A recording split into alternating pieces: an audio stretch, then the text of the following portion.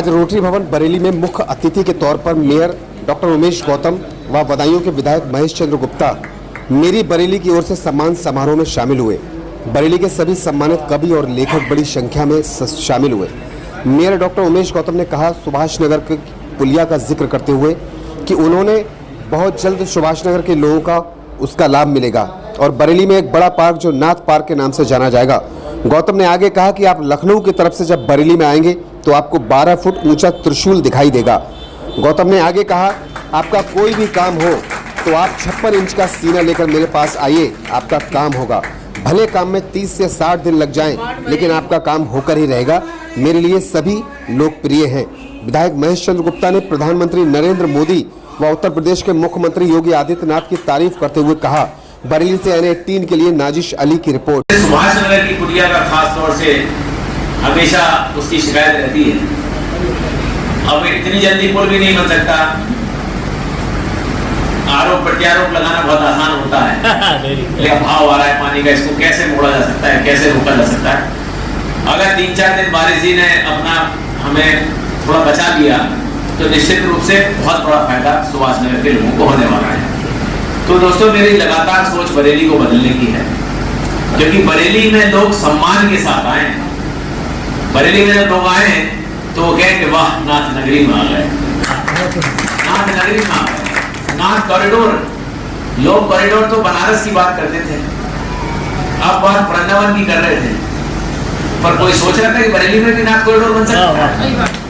लोग अखबार पढ़ लेते थे कि दर्शन कर आएंगे साथ कॉरिडोर के, लेकिन हमने कहा अखबार में ही क्यों पढ़ेंगे, अखबार में दूसरे पढ़े और लोग बरेली दर्शन करेंगे। वो नाथ पार्क के नाम से ही जाना जाए, ऐसी भी वहां व्यवस्था की जा रही है। बलखंडी नाथ पे हम 2 हेक्टेयर का पार्क बना रहे हैं। ऐसे ही कपेश्वर नाथ जी पर हम में से सब लोग जाते होंगे, पर हमने कभी सोचा ही नहीं है कोई पार्क बन सकता है क्या, वहां कोई जगह है कि उसका सौंदर्यीकरण होके कैसा लग सकता है। अगर मैं उसके फोटो और आपको वो दिखा दूं कि हमने क्या बनाया है तो आपको अपनी आंखों में यकीन नहीं होगा। आपको लगेगा ये ऐसा कैसे हो सकता है, ऐसा तो संभव ही नहीं है। इसी तरह सारे नाथ मंदिर जो हम लोगों ने अब DPR बनाई है और उसको माननीय मंत्री जी ने सहज स्वीकृति दे दी है और फाइनेंशियल स्वीकृति हमें मिलने ही वाली है, तो आप मान लीजिए कि आपको अपनी आंखों में यकीन नहीं होगा 2 साल में ऐसी जबरदस्त बदलाव हमारे 7 मंदिर में आने वाला है कि बहुत ही विश्व स्तरीय उन मंदिरों को किया जा रहा है। वहाँ की रोडें, वहाँ व्यवस्था, वहाँ की लाइट की व्यवस्था, वहाँ लोगों की रहने की व्यवस्था, वहाँ की जो दुकानें हैं उनका भी स्वरूप बदल रहे हैं कि वो भी एक अच्छे सम्मान के साथ वहाँ बैठ सके। चौराहे जो लगे घूमते हुए कि नाथ नगरी जब आप लखनऊ की तरफ से आएंगे तो आपको कम से कम 12 फुट ऊंचा तो त्रिशूल लगा मिलेगा और वहां लिखा होगा कि नाथ द्वार में आपका स्वागत है। वहां लिखा होगा कि अलखनाथ द्वार पे आपका स्वागत है। बदायूं की तरफ से आएंगे तो आपको लिखा होगा तपेश्वर नाथ द्वार में आपका स्वागत है। आप नैनीताल रोड की तरफ से आएंगे तो लिखा होगा धोपेश्वर नाथ द्वार में आपका स्वागत है।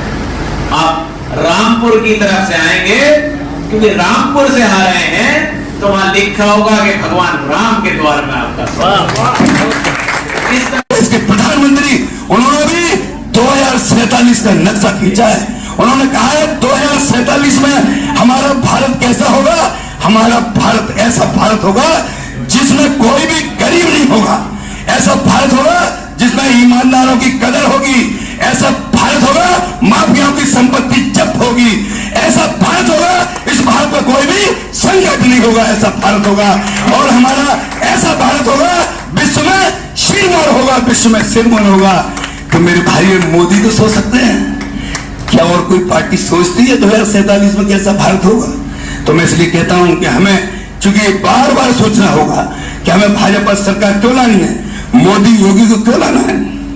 आज हम कह सकते हैं योगी के बारे में, जिस प्रकार से हमारे योगी जी का कार्य है, जिस प्रकार से योगी जी मुख्यमंत्री हैं भूतो न भविष्यतो, इतने ईमानदार मुख्यमंत्री जिनका भाव, मैं कह सकता हूं कुछ हमारे पत्रकार बंधु एक बार उनके गांव गए, उनके पिताजी से कहा, जब बात हुई तो तो उनके पिताजी ने कहा, मैं वन अधिकारी के रूप में मेरे जीवन की जो संपत्ति है वो ये मकान है, और मेरे जीवन की सबसे बड़ी कमाई मेरा ईमानदार बेटा आज इस प्रदेश का मुख्य